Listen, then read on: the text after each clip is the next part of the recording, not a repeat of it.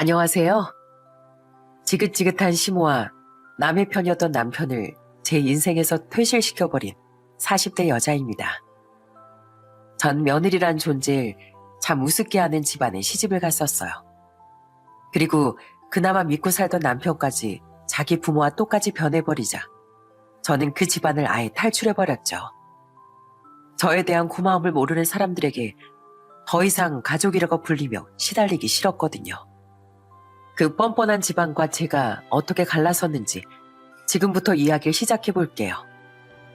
저는 여동생 둘에 막내인 남동생 하나를 둔 장녀예요.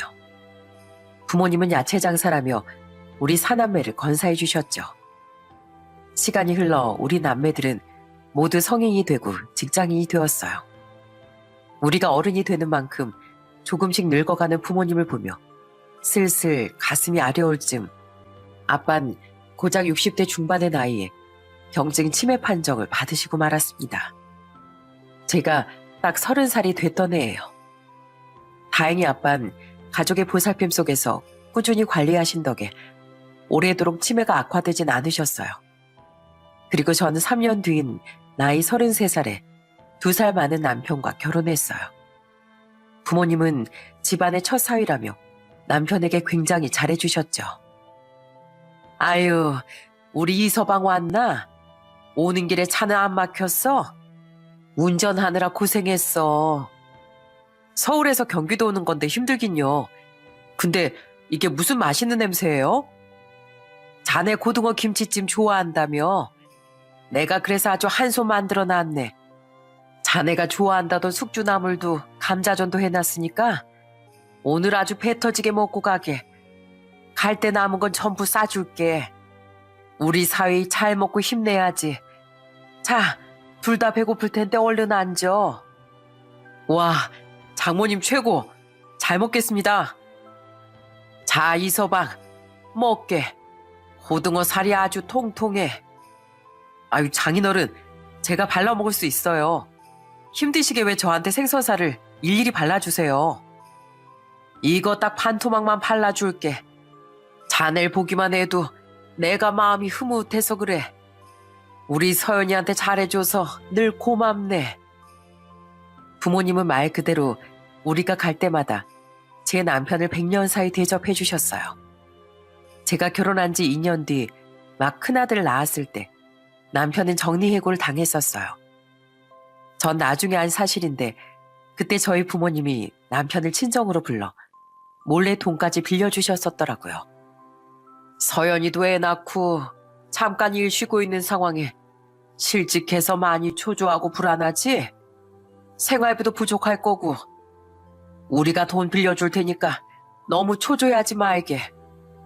이거 생활비 보탰으면서 천천히 일자리 구해.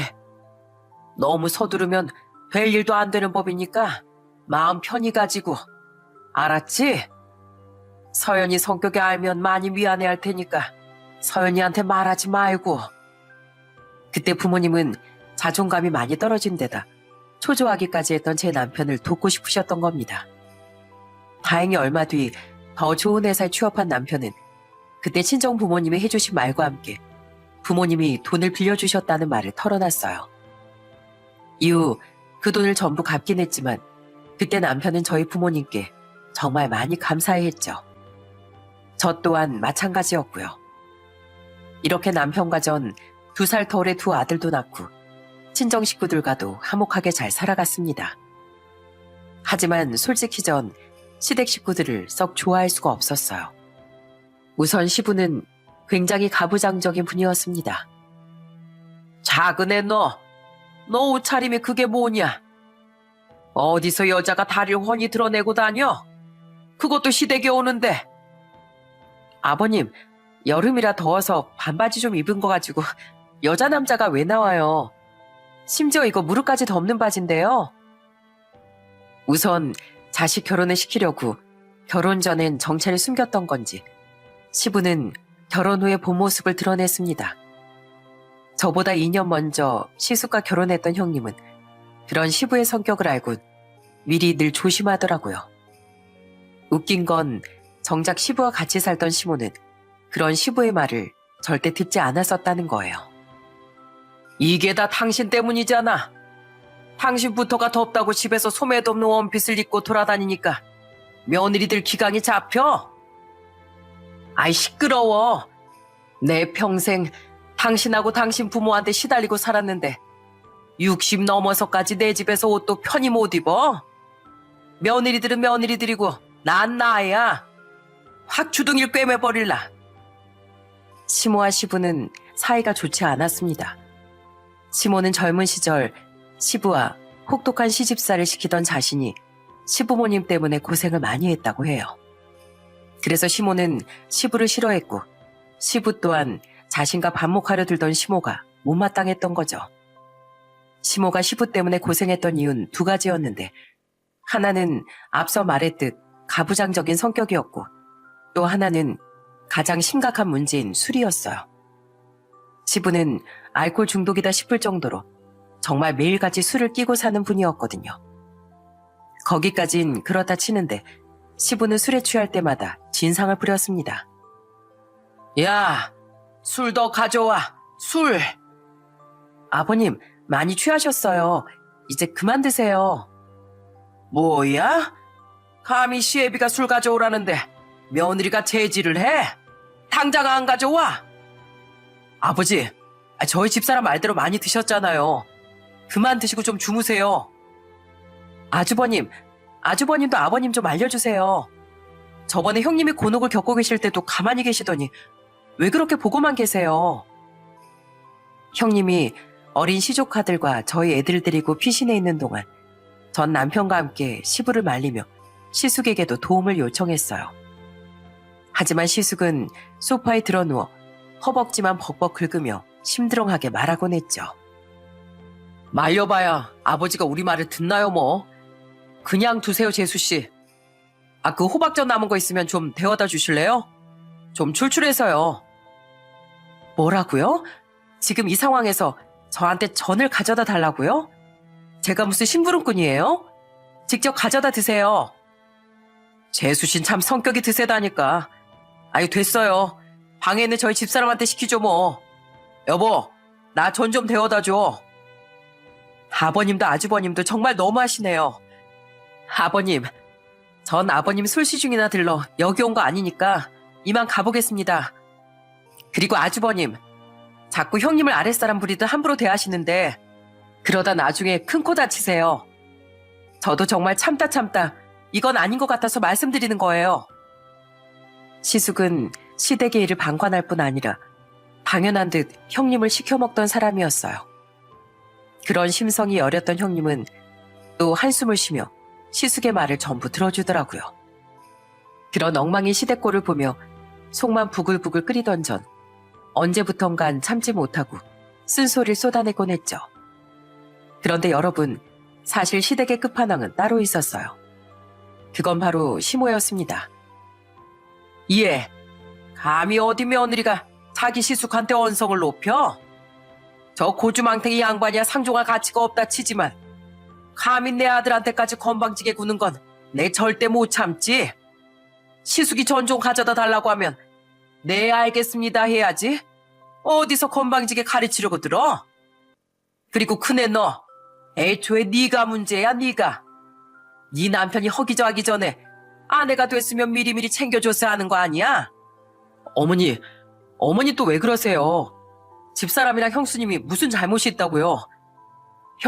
형수님 챙겨. 우리 그만 다 해산하자. 여보, 내가 대신 사과할게. 정말 미안해. 시모는 시부만큼이나 며느리들을 몸종처럼 여기는 사람이었어요. 자기도 그렇게 시부와 시부모 때문에 고생했다는 사람이 말이죠. 심지어 시모는 시부보다 더 며느리들을 괴롭혔습니다. 시모는 며느리들이 시댁에 가면 엉덩이를 붙이는 꼴을 못 봤어요. 심지어 밥을 먹을 때도 말입니다. 처음엔 시댁이 어려운 데다 형님이 잠자코 하니 저도 참고 시모 말을 들었었거든요. 그나마 남편이 눈치를 보며 늘 제 편을 들어주기도 했으니까요.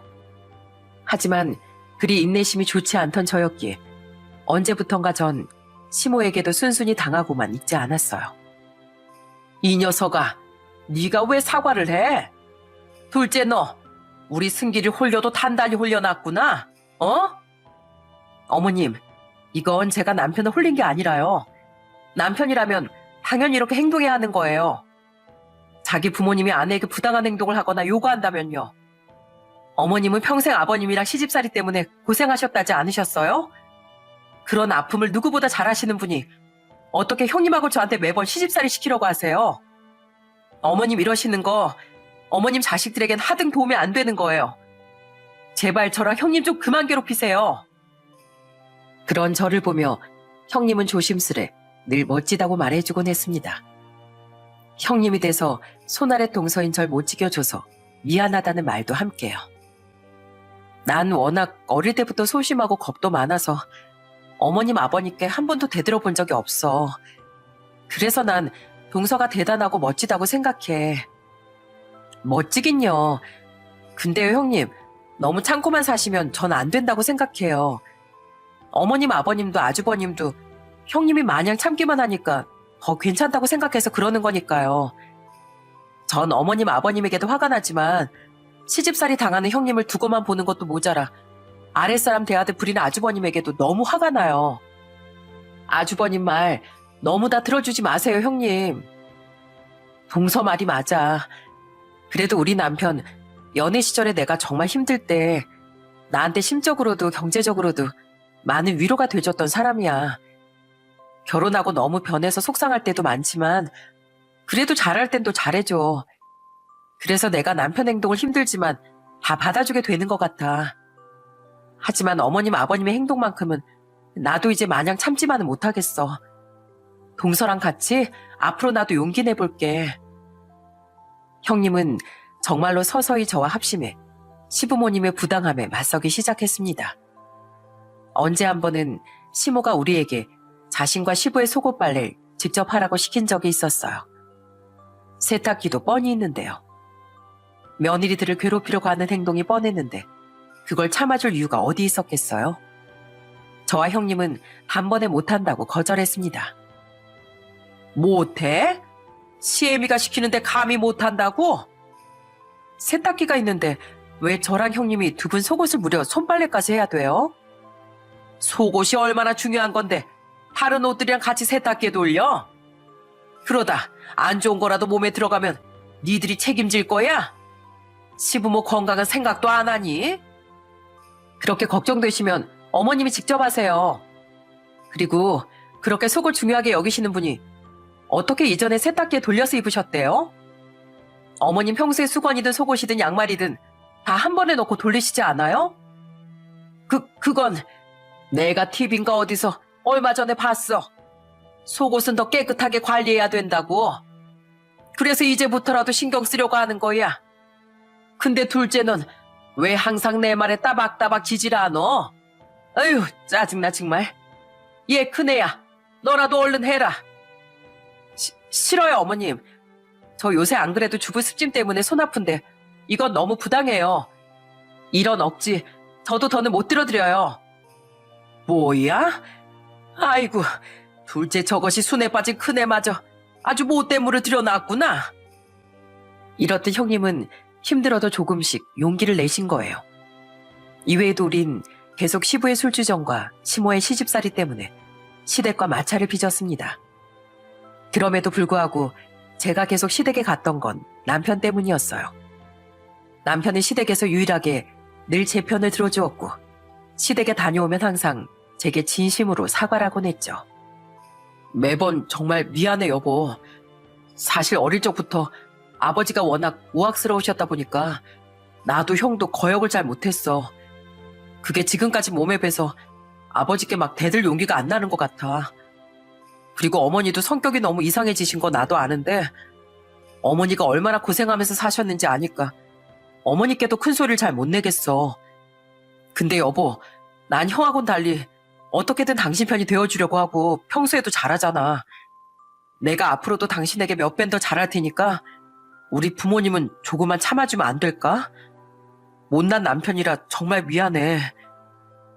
남편이 저에게든 친정에게든 잘하던 것도 사실이었어요. 그랬기에 남편을 봐서라도 시댁에 최소한의 돌인하며 산 거죠. 어차피 서울에 살던 우리와 달리 충청도에 있던 시댁에 자주 내려갔던 것도 아니었고 양가의 문제를 무자르듯 냉정하게 외면할 수도 없는 노릇이었으니까요.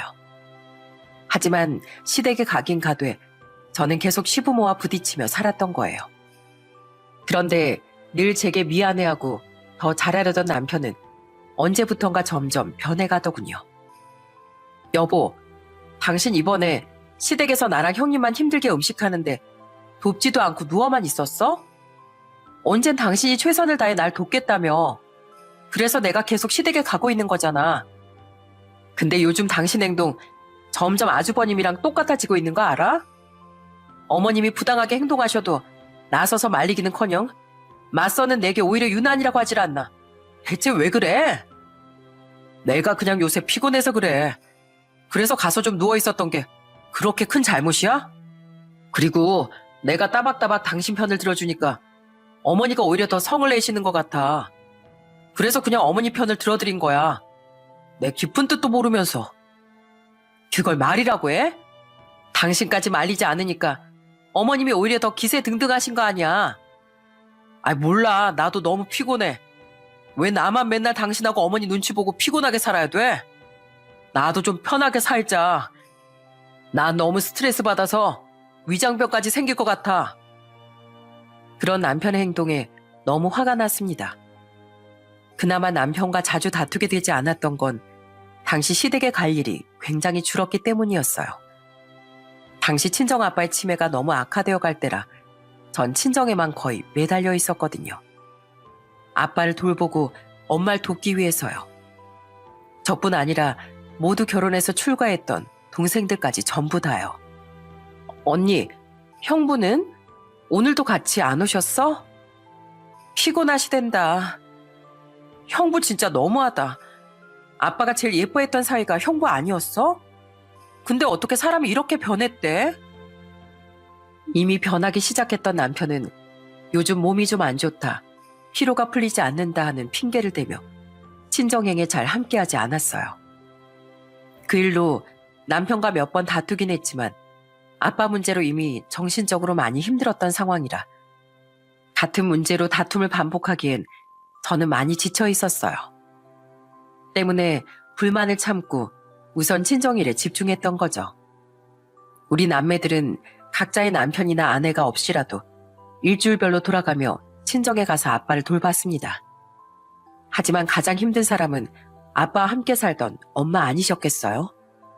엄만 결국 제가 결혼한 지 7년 만에 중대 발표를 하셨습니다. 너희들 아빠 이젠 요양원에 보내려고 한다. 너희들 마음은 안 좋겠지만 남편 요양원 보내는 내 마음은 오죽하겠니. 하지만 모두를 위해서 이게 맞는 길 같구나. 이젠 이 양반 나도 너희도 아무도 못 알아보는데 혹시 내가 잠깐이라도 없는 새 무슨 사고라도 날까봐 이 엄마 너무 무서워. 그렇게 우린 눈물로 아빠를 요양원에 모시게 됐습니다. 그런데 아빠를 요양원에 모시게 된 지 얼마 안 돼 이번엔 시댁에 크나큰 불행이 닥쳤어요. 아주 꼴 좋다 이 양반아. 그러게 내가 술 좀 작작 처마시라고 몇 번을 말했어? 어? 혼자 사는 게 무서워서 술 주정하는 모습 꼴 보기 싫었어도 데리고 살아줬는데 결국 이렇게 비명 행사를 했냐? 내 인생에 일절 도움이 안 되는 양반아. 그 불행은 바로 시부가 갑작스레 세상을 떠난 일이었어요. 원인은 급성 알코올 중독이었습니다. 새벽에 잠도 안 자고 혼자 술을 들이부었던 시부는 결국 시모가 주무시고 있던 새 혼자 쓸쓸히 세상을 떠나시게 된 거죠. 장례식장에서 시모는 정말 눈물 한 방울 흘리지 않더군요. 시모는 장례를 치르는 내내 꼴 좋게 됐다며 시부의 영정사진에 대고 비난을 퍼붓더라고요. 그렇게 그 해는 양가 아버지들에게 크나큰 불행이 닥친 해였습니다. 그리고 그 해에 시모는 우리처럼 서울에 살던 시숙의 집으로 들어가 살게 됐어요. 혼자서는 절대 무서워서 못 산다던 시모를 시숙이 선뜻 모신다고 나선 거예요. 형님도 동의하신 거예요? 갑작스레 아버님을 잃은 어머님이 안쓰러우시긴 하지만 어머님 성격 잘 아시잖아요. 알지. 나도 막막해. 근데 어쩌겠어. 애들 아빠가 어머님이 너무 불쌍하다는데. 그래도 우리 애들 아빠 부모님이니까 나도 최대한 좋은 마음으로 모셔보려고. 저는 형님이 걱정됐지만 형님은 괜찮다고 말하시더군요. 남편도 그런 자신의 형수에게 참 고마워했는데 그런 형님과 비교하며 갑자기 절 비난하지 않겠어요? 형수님은 당신보다 2년이나 더 시집살이를 당했는데도 정말 대단하지 않아? 반면에 당신은 뭐야? 매번 우리 형 비난하고 부모님에게 대들 줄만 알지. 우리 어머니한테 잘한 게 뭐가 있어? 난 요즘에야 좀 잘 안 찾아뵀지. 원래 당신 부모님에게 잘했었잖아. 뭐? 기가 차서 진짜. 그럼 나처럼 못된 여자랑 살지 말고 형님처럼 착한 여자랑 재혼해서 잘 살아. 당신이 우리 부모님한테 잘한 거? 물론 나도 고맙지. 근데 우리 부모님처럼 당신 부모님이, 아니 우리 부모님의 반만 나한테 잘해주셨어도 난 두 분 얻고 모시면서 살았을 거야.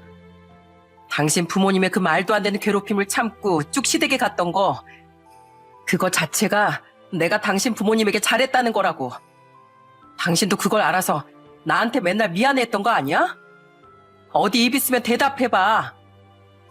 저는 기가 차서 남편에게 다다다 쏘아붙였습니다. 솔직히 다 맞는 말 아닌가요? 그걸 아는지 남편 또한 아무 말도 못하더라고요.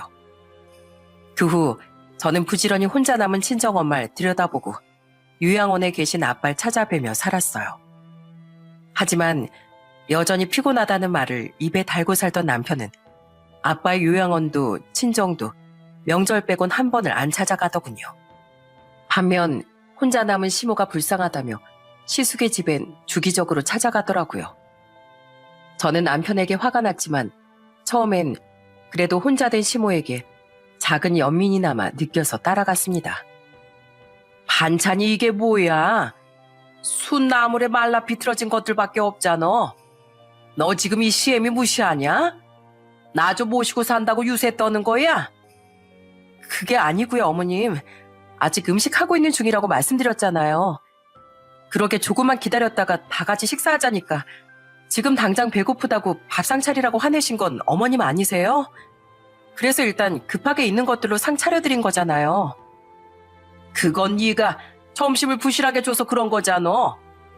아무튼 넌 어떻게 제대로 하는 게 하나도 없니? 너 같은 애를 데리고 살아준 우리 큰애한테 고마운 줄 알아. 어머님이야말로 어머님이 그렇게 시집살이 시키는데 어머님을 모시고 살아준 형님께 고마워하셔야죠. 아주버님도 형님께 절하면서 살아야 하는 거고요. 하지만 시모는 기운을 잃기는커녕 가보니 형님에게 시집살이 시키기에만 바쁘더군요. 그때마다 형님 편을 들며 시모와 시숙에게 화를 내긴 했지만 평소 형님이 얼마나 고생하며 살고 있는지 너무 잘 느껴지더라고요. 그런 시모를 보며 제 연민 따윈 금세 없어져 버렸죠. 그래도 그 뒤 한 번씩이나마 애들을 데리고 남편과 시숙 집에 간 건 혼자서 너무 고생하는 형님에 대한 제 의리였습니다. 동서, 나 진짜 어머니 모시기로 한 거 잘못한 선택인 것 같아. 이러다가 나 진짜 제명에 못 살겠어. 시모를 모시고 사는 동안 형님은 몇 번이나 제게 전화해 울며 하소연을 하더군요. 저는 며느리가 모셔주는 거에 대한 고마움도 모르는 시모가 정말 최악인 사람이라고 생각했어요. 남편은 그런 저를 못마땅해 했고 저 또한 친정의 소홀해도 너무 소홀해진 데다 자꾸만 형님과 절 비교하며 이상한 억하심적을 갖고 있는 남편에게 정이 떨어져 갔습니다. 게다가 남편은 이젠 시모의 시집살이를 잘못됐다고 하지 않고 고생한 만큼 시모도 당연한 대접을 받고 싶어 하는 거라는 황당한 말까지 하더라고요. 그런 남편과 사이가 계속해서 틀어지며 시간은 흘러갔습니다. 그렇게 시부가 돌아가신 지 7개월쯤 됐던 어느 날, 전 엄마가 쓰러지셨다는 병원에 연락을 받게 됐어요. 산책하다 저혈압으로 쓰러진 엄마를 동네 주민이 발견해 119에 신고를 해주셨던 거죠. 놀란 전 얼른 회사를 조퇴하고 병원으로 달려갔어요. 엄마, 괜찮으세요? 엄마 큰일 나신 줄 알고 나 진짜 심장 떨어질 뻔했잖아요. 난 괜찮으니까 울지 마. 놀라게 해서 미안하구나. 아니에요. 늘 곁에 없어드려서 제가 더 죄송해요. 병원에 도착한 전 엄마를 붙잡고 오열했어요. 정말 너무 놀랐었거든요. 엄마는 이미 금세 의식을 되찾은 상태셨습니다. 다행히 엄마의 상태는 심각한 상황은 아니었어요. 의사는 며칠 안정을 위해 입원한 후 퇴원하면 된다고 말했지만 당분간은 주의 깊게 지켜봐야 한다고 당부해 주더군요. 한번 쓰러지신 분은 재발 가능성이 있다면서요. 이후 제 연락을 받은 동생들도 제부들과 올케도 속속들이 도착했지만 제 남편만은 끝내 병원에 오지 않았습니다. 나 오늘 야근까지 해야 돼. 장모님 깨어나셨다며. 상태도 괜찮으시고. 그럼 된 거지. 야근이야 할 수도 있지만 걱정한 기색조차 없는 남편의 말에 천불이 나더군요. 그날 집으로 돌아온 전 야근을 끝내고 돌아온 남편에게 화를 냈습니다. 어떻게 우리 엄마가 쓰러지셨는데 끝내 전화도 한 통 안 드릴 수가 있어? 나 말고 몰려간 자식들 사이들 며느리까지 사람이 몇이나 되는데 나 하나쯤 연락 안 드린 게 뭐가 대수야? 나 야근 끝내고 왔어. 피곤해서 고를리니까 그만해. 남편은 여전히 뭐가 잘못됐는지도 몰랐어요. 차라리 속이에 경을 잃자 싶어 저는 우선 울분을 삼켰습니다. 그리곤 이번엔 부탁이 섞인 본론을 꺼냈어요. 됐다. 내가 무슨 말 하겠어? 그건 그렇고 우리 당분간만이라도 우리 엄마 좀 집에 모시자. 병원에서 퇴원하면 당분간은 엄마 잘 지켜보라고 말해줬어. 나 엄마가 너무 걱정돼서 도저히 가만히 못 있겠어. 우리 엄마 당신한테 엄청 잘해주셨잖아. 그러니까 당분간만 좀 부탁할게. 뭐? 장모님을 모시자고? 싫어, 귀찮아. 뭐? 귀찮다고? 아니, 솔직히 그렇잖아. 집에 오면 쉬고 싶은데 장모님 계시면 쉬지도 못할 거 아니야. 정 지켜볼 사람이 필요하면 처제들이나 처남들을 모셔가라고 해. 아니면 장인어른처럼 요양원으로 모시던가. 그건 당분간만이라도 아프신 엄마를 모시자는 부탁이었어요. 그런데 남편은 고민할 새도 없이 단번에 싫다고 거절을 하더라고요. 저는 서운한 마음이 뻥 터져 소리쳤어요. 당신이 어떻게 이럴 수가 있어? 언젠 우리 부모님한테 너무 감사하다며. 나중에 두고두고 효도하겠다며.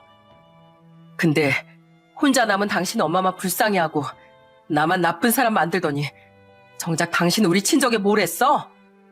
치매 심해지신 아빠 요양원에 찾아가지도 않고 엄마 혼자 남은 친정에도 마찬가지로 발길도 안 했잖아. 우리 부모님이 당신한테 맞사위라면서 얼마나 잘해주셨는데. 아니, 어차피 장인어른은 내가 가도 알아보지도 못하시는데 뭐하러 가. 그리고 세상에 시어머니 모시는 며느리 있어도 장모 모시는 사이가 어디 있어. 나도 집에서나마 좀 편하게 있자. 그리고 당신도 우리 엄마 안 모시잖아.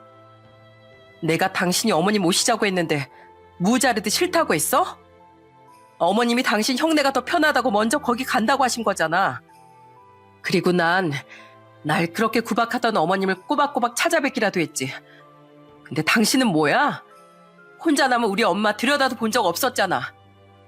근데 평생도 아니고 아픈 엄마를 고작 잠깐도 못 모시겠다고? 이 배은망덕한 인간아. 아프신 엄마를 잠깐만 모시자는데 그걸 어떻게 귀찮다고 말할 수가 있답니까? 그것도 자신에게 그렇게 잘해주셨던 저희 엄마에게요. 화가 난 제가 참지 못하고 계속 소리를 치자 남편은 작은 방으로 도망가 문까지 아예 잠가버리더라고요. 이후 남편이 싫다고 하든 말든 전 엄마를 어떻게든 잠깐이라도 모시려고 애를 썼습니다. 엄마가 정말 너무 걱정됐거든요. 하지만 엄만 끝끝내 제 부탁을 거절하셨어요. 네가 말은 안 했어도 요즘 이 서방이랑 사이 안 좋은 거 엄마도 다 안다. 그러니 이 서방이 계속 나도 네 아빠도 안 보러 왔던 거겠지. 괜히 나 때문에 너도 불편하게 하기 싫다. 엄만 제가 남편과 사이가 틀어질 대로 틀어진 걸 이미 아셨던 거예요. 결국 엄만 잠시 둘째네에서 머물게 되셨습니다. 동생들은 아예 엄마를 모시고 살고까지 싶어 했지만 결혼한 자식들에게 폐를 끼치기 싫다며 엄만 거기까진 거절을 하시더라고요. 그리고 남편은 엄마가 퇴원하실 때까지 병원을 단 한 번도 와보지 않더군요. 정말 맞이로서 엄마도 동생들 보기도 너무 미안하고 민망했죠. 동서, 나 이대로는 도저히 못 살겠어서 어머님한테 나가라고 말씀드렸어. 그런데 2주 뒤 시몬은 시숙의 집에서 나와 여전히 팔리지 않고 남아있던 충청도의 원래 시댁으로 돌아가게 됐습니다. 그 착한 형님도 결국 시모의 폐악을 못 견딘 거죠. 시숙은 그 순하던 형님이 이혼이라는 강수까지 들고 나오자 기겁하며 시모를 내보냈다고 하더라고요. 평소 그렇게 형님을 막대하더니 대리효도로 만족하다 막상 이혼당할 것 같자 납작 엎드린 겁니다. 그리고 시모가 충청도 집으로 돌아간 지 일주일 뒤 저는 기함을 했습니다. 어머님? 뭐야, 당신 어머님 모시고 온다는 얘기 나한테 한마디도 없었잖아. 그날 남편이 제게 상의도 없이 회사를 조퇴까지 하고 시모를 모셔온 거예요. 이제 막 애들을 어린이집에서 하원시켜 퇴근했던 전 갑자기 들이닥친 남편과 시모를 보고 말문이 턱 막혔죠. 남편은 황당해하는 제게 이렇게 말했어요. 어머니가 감기에 걸려서 너무 아프다고 나한테 전화하셨더라. 그래서 마음 아파서 모셔왔어. 며칠 좀 보살펴 드리려고 말이야. 시모가 급하다며 화장실에 달려간 사이 남편은 태연한 말투로 제게 저렇게 말하더군요. 저는 기가 막혀서 따졌어요. 감기? 우리 엄마가 쓰러지셨을 땐 쌩하니 모른 척 하더니 감기에 걸리셔서 모셔왔다고? 나한테 한마디 말도 없이? 아이, 몰라. 여기 내 집인데 내 마음대로 어머니도 못 모셔와? 우리 어머니가 겉으로는 안 그래 보이셔도 아버지 잃고 상심이 엄청 크셨어. 게다가 형네한테 쫓겨난 거에 대한 마음의 상처까지 겹쳐서 우리 어머니 지금 몸도 마음도 약해진 상태야. 이런 어머니 혼자 뒀다가 큰일이라도 나면 어떡해? 어머니 나오셨다. 나 우선 씻는다. 자기도 떳떳하지 못한 걸 잘 알고 있었는지 남편은 후다닥 화장실로 도망을 갔습니다. 시부모가 아프시면 잠시 모실 수야 있지만 자기가 한 짓이 있는데 너무 뻔뻔하지 않나요? 절대 제 기분이 좋을 리 없었죠. 그런데 아프다던 시모는 대뜸 제게 정육점에 가서 고기를 사오라고 하더군요. 나 돼지 등갈비찜이 먹고 싶구나. 그리고 아프면 잘 먹어야 되는 거 알지? 등갈비찜 말고도 한 9첩 반상 정도는 차려서 아픈 시엠을 대접해야 되지 않겠니? 기가 막혔습니다. 게다가 감기는커녕 기운이 펄펄 넘쳐 보이는 사람이 대체 무슨 감기인가 싶더라고요. 심지어 시모의 짐에는 약도 전혀 보이지 않았어요. 이 상황이 너무 화가 났지만 전 시모가 혹시라도 진짜 아픈 걸까봐 상태를 물어봤습니다. 그때 시모는 감기라니까 뭘 물어. 몸도 쑤시고 열도 나고 아주 아파 돌아가시겠다. 하며 갑자기 끙끙 앓는 소리를 내더군요. 저는 그런 시모의 이마를 손으로 짚어봤는데 오히려 제 이마가 더 뜨거운 것 같았어요. 그래서 싫다고 난리치는 시모의 체온을 체온계로 겨우겨우 재보니 지극히 정상이더라고요. 그거 고장난 거 아니냐? 며칠 전에 우리 큰애 열났을 때만 해도 잘 재지던 게 왜 고장이 나요? 아니야, 그거 고장난 거야. 아무튼 그렇게 아프시면 등갈비나 구첩 반상이 아니라 죽 끓여드릴게요. 집에 몸살약 있으니까 그것도 우선 드시고요. 주말인 내일도 여는 병원이 있는지 저도 이따 찾아볼게요. 야, 됐어. 내 나이엔 약 같은 거 함부로 먹으면 안 된다고 TV에서 그러더라. 그리고 병원은 무슨 원래 감긴 자연 치유시키는 거야. 그리고 아프면 잘 먹어야 된다는 내 말 그새 잊었어? 죽은 무슨. 얼른 등갈비찜 만들어서 내놔. 여보, 뭐해? 아프신 분 말대로 해드려야지. 원래 환자가 자기 몸은 제일 잘하는 법이라잖아. 어머니, 둘째 며느리가 만들어주는 음식 드셔본 지 오래되셨죠? 오신 김에 많이 많이 대접받으세요. 약을 먹으래도 싫다. 죽도 싫고 병원도 싫다. 난리치는 시모의 모습을 보니 확실히 꾀병이라는 걸 알겠더군요. 그 와중에 씻고 나온 남편은 제 눈치를 보며 저딴 말을 해대더라고요. 약이 바짝 오른 전 퇴근하고 저도 힘들어 죽겠으니 절대 못한다고 못을 박았죠. 그렇게 대접해드리고 싶으면 당신이 직접 해드려. 아니면 배달시켜드리던가. 그럼 되겠네. 겸사겸사 시켜서 애들 밥도 당신이 챙겨줘. 난 힘들어서 입맛도 없으니까. 어머님, 요즘 배달 음식 되게 잘 나오는 거 아시죠? 원래 등갈비찜 같은 건 밖에서 파는 게 더 맛있는 거예요. 많이 드세요. 뭐? 아픈 시애미한테 배달 음식을 먹으라고? 저저 못된 것 같으니라고. 시모는 노발대발했지만 저는 두 귀를 꽉 닫고 방으로 들어와 버렸습니다. 그렇게 아프다던 시모는 그날 결국 남편이 시켜준 등갈비찜을 산더미처럼 먹고 꿀잠을 주무시더군요. 우리 작은 아들의 방에서 코까지 아예 드르렁드르렁 골면서요. 그러다 다음날 늦지막이 일어난 시모는 대뜸 집안을 둘러보며 이것저것 트집을 잡기 시작했어요. 너 집안 청소는 잘하고 있는 거냐? 벽지가 아주 누래진 게 평소니 게으른 살림력이 보이는 것 같은데 겉든 색깔 꼬락서니하군. 아무래도 너 나한테 앞으로 살림 좀 다시 배워야겠다. 커튼 색은 어머님 아들이 고른 거고요. 벽진 아이보리색이라고 원래 그런 색이에요. 근데 어머님 감긴 다 나으셨나 봐요. 기운이 아주 펄펄 넘치시네요. 아유, 아니야. 아프다니까. 내가 기운이 넘쳐? 너 눈깔이 삐었니? 아이, 됐고. 아무튼 너 앞으로 나한테 살림 다시 배울 각오나 해. 그리고 말이다. 진환이랑 진우 있지? 어제처럼 앞으로는 둘이 같은 방 쓰게 하고 진우 방은 내가 좀 쓰자. 화장대도 하나 들여놓고 해서 내 방으로 아예 꾸미면 좋을 것 같아. 혹시나 하고 떠봤더니 역시나 시모는 건강하기 짝이 없더군요. 그 와중에 시모는 저희 작은 아들의 방을 아예 자신의 방으로 내어달라는 말까지 하더라고요. 그때 전 확신했습니다.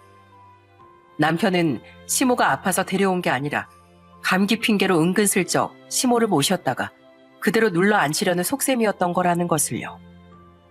전 일부러 시모에게 약을 먹으라고 한 번 더 권했는데 그때 남편과 시모의 반응을 보고 더더욱 제 생각에 확신을 가졌어요. 아이, 싫다니까 왜 자꾸 약을 먹으래? 너 이거 설마 뭐 이상한 약 아니냐? 내가 널 어떻게 믿고 이걸 먹어? 그냥 감기 몸살약이라니까요. 감기 걸린 분한테 감기약 드시라고 하는데 왜 그렇게 불안해하세요? 솔직히 말해. 너 이게 수면제나 이상한 약 아니야? 내가 뉴스에서 봤는데 요즘에 싫어하는 시모한테 못된 짓 하는 며느리들이 많다더라. 어머님, 아프다고 오셨으면서 약도 못 챙겨드리게 할 거면 대체 여긴 왜 오셨어요? 여보, 아프다고 꼭 약을 먹어야 돼? 어머니가 싫다시잖아. 안 아프신 분이 함부로 약을 먹으면 안 되니 사실 제가 내민 건 비타민이었습니다. 시모는 그것도 모르고 약을 먹지 않으려 발악한 거예요. 남편 또한 아프지도 않은 시모가 약을 먹고 잘못될까봐 저를 말렸던 거고요. 저는 코웃음을 치며 말했어요. 어머님, 안 아프시죠? 지금 저희 집에 이대로 눌러앉으실 생각이죠? 당신 솔직히 말해. 이러려고 어머니 모셔온 거지? 당신 입으로 말해봐. 아니, 난 그게... 그래, 맞아.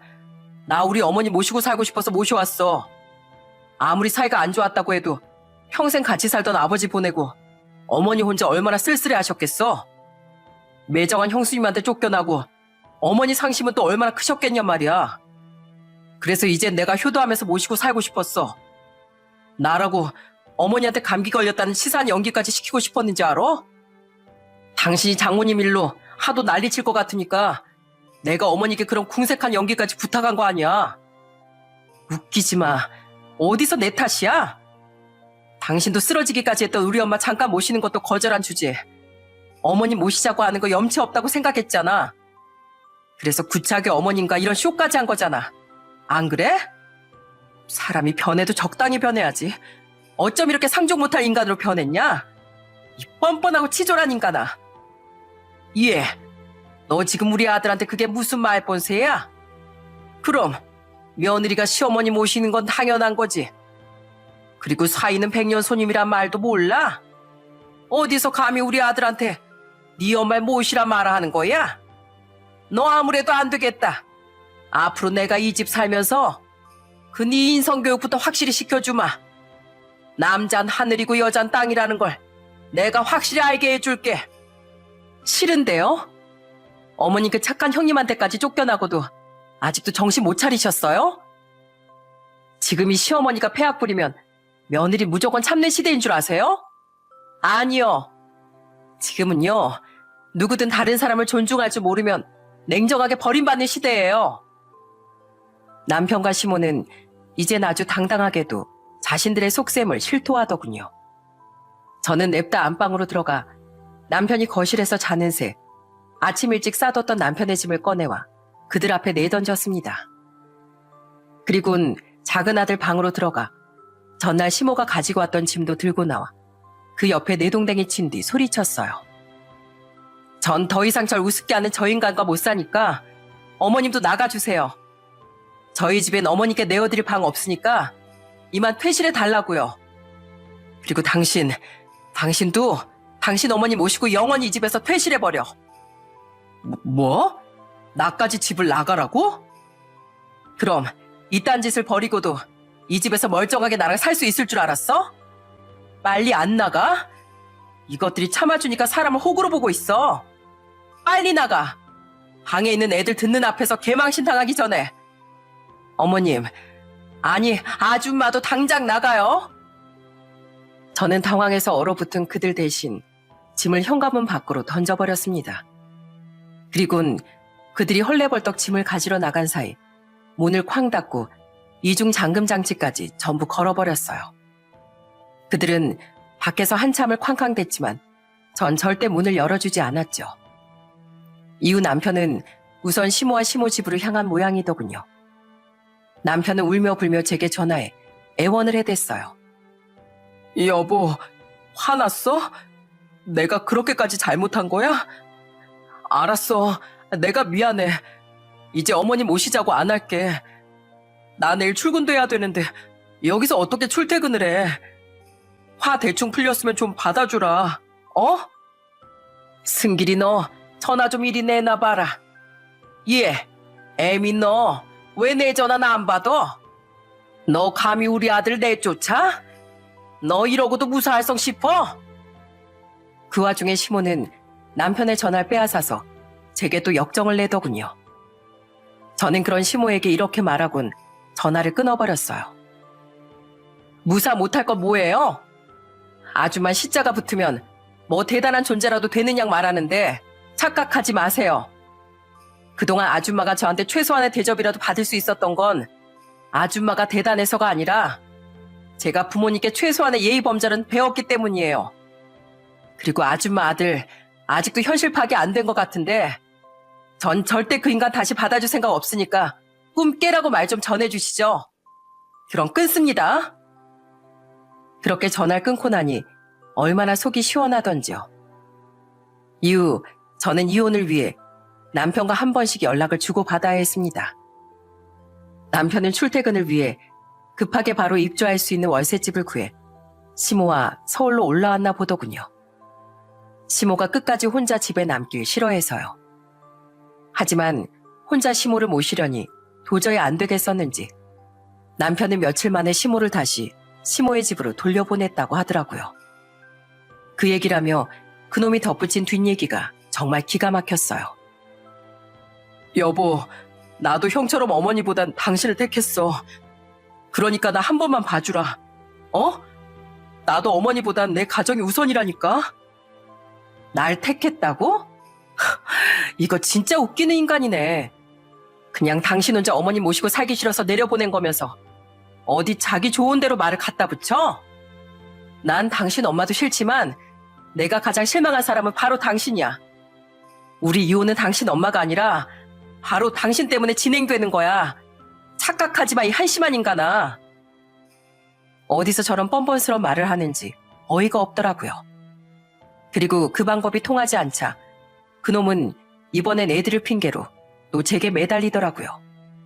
물론 저는 너 같은 놈 없어도 애들 잘만 키울 수 있다고 소리쳤지만은요. 그랬던 놈이 진짜 저와 이혼하게 되자 뭘 하는지 아십니까? 난 우리 어머니도 못 모시겠어서 다시 집으로 내려보낸 사람이야. 난 절대 혼자서 애들 못 키워. 그러니까 나한테 애들 보낼 생각하지도 마. 누가 원하면 보내는 준대? 당신은 나중에라도 애들 앞에 아빠랍시고 나서지 마. 알았어? 이러더라고요, 글쎄. 참 볼품없는 인간이죠? 그렇게 저는 아이들을 데리고 이혼을 했습니다. 남편은 다달이 제게 양육비도 주게 됐는데 그것도 최대한 깎으려는 치졸한 모습에 깊은 혐오감까지 들더라고요. 그렇게 이혼이 마무리된 게 몇 달 전 일입니다. 저는 지금 친정엄마를 모셔와 살고 있어요. 엄만 혼자 아이들을 키우며 살게 된 딸의 제안을 이번엔 거절하지 않고 저희 집으로 흔쾌히 들어와 주셨죠. 전 결혼 후반엔 늘 눈에 가시 같다던 남편도 없고 스트레스를 잔뜩 주던 시댁도 사라진 데다 항상 걱정됐던 엄마를 곁에서 보살필 수 있는 지금이 너무 좋습니다. 저뿐 아니라 동생들도 합심해 엄마의 건강을 관리해드리고 있어 엄만 다행히 아직도 쓰러지거나 하는 일은 없으세요. 아빠는 여전히 자식들조차 알아보지 못하고 계시지만 그래도 건강은 이 이상 악화되고 있진 않으신 상황이라 그나마 다행이라고 생각하고 있어요. 우리 남편 요즘 내 말에 꼼짝도 못하고 꽉 잡혀 살아 동서. 진짜 이혼당할까봐 무섭게 무서웠던 모양이야. 전 아주 가끔씩 아직도 형님과 안부를 주고받고 살고 있습니다. 들어보니 시숙은 완전히 전세가 역전되어 최근엔 형님에게 꽉 잡혀 살고 있다고 하더라고요. 시숙은 시모와 절연을 선언한 형님을 따라 지금 시모는 보지도 않고 살고 있다네요. 그리고 전 남편 또한 시모와 거의 보지 않고 살고 있다더군요. 전 남편은 전셋집을 구해 서울에서 혼자 살고 있는데 시모가 계속 자신도 같이 살자고 전 남편을 졸랐었나 봐요. 도련님은 어머님을 모시고 살기 싫으니까 어머님 연락도 피하고 어머님 댁에 가지도 않고 있나 봐. 자꾸 어머님이 조르시니까 말이야. 이 집 남자들 참 웃겨. 자기들이 직접 모시긴 싫으면서 왜 며느리한테만 희생을 강요하려고 했는지. 어머님도 그래. 애초에 며느리들에게 잘만 했어도 이렇게 비참한 상황은 맞닥뜨리지 않으셨을 거 아니야. 그치? 이렇게 며느리들을 괴롭혔던 시모는 결국 두 아들 모두에게 버림받게 됐습니다. 그런 저에게 고마운 줄 모르고 한술 더 뜨던 전 남편 또한 쓸쓸한 현재를 살고 있죠. 전 남편은 이혼 초반엔 제게 후회한다, 미안하다 하는 등의 문자를 보내더군요. 하지만 전 버스는 떠났다, 이 자식아 하는 짧은 답장과 함께 전 남편의 연락처를 뚝 차단해버렸어요. 저는 저와 달리 이혼을 선택하지 않은 형님의 선택도 충분히 존중합니다. 그렇기에 우린 각기 다른 선택을 한 서로를 응원해주고 있어요. 전 형님의 응원처럼 홀로 서기를 시작한 제 스스로의 인생을 아주 많이 격려해주고 응원하면서 살아가려고 해요. 부모님을 잘 보살피고 아이들을 잘 키우면서요. 제가 이혼을 하면서 깨달은 교훈이 하나 있습니다. 누군가의 희생으로 얻은 편안함은 결코 온전하고 영원하지 않다는 것이었죠. 요즘엔 세상이 많이 변했지만 아직도 많은 시댁이나 남편들이 여자의 희생을 당연히 여기는 것 같더라고요. 역지사지에서 친정을 챙기라면 기겁부터 하면서요. 하지만 얼른 정신 차리고 반성하지 않는다면 결국 모래알로 쌓아놓은 편안함이라는 성은 와르르 무너져 내릴 것임을 이 사연을 마무리하며 이야기하고 싶습니다. 그럼 전 여기서 이만 사연을 마치겠습니다. 모두 남은 하루도 평안하시고 늘 행복하세요.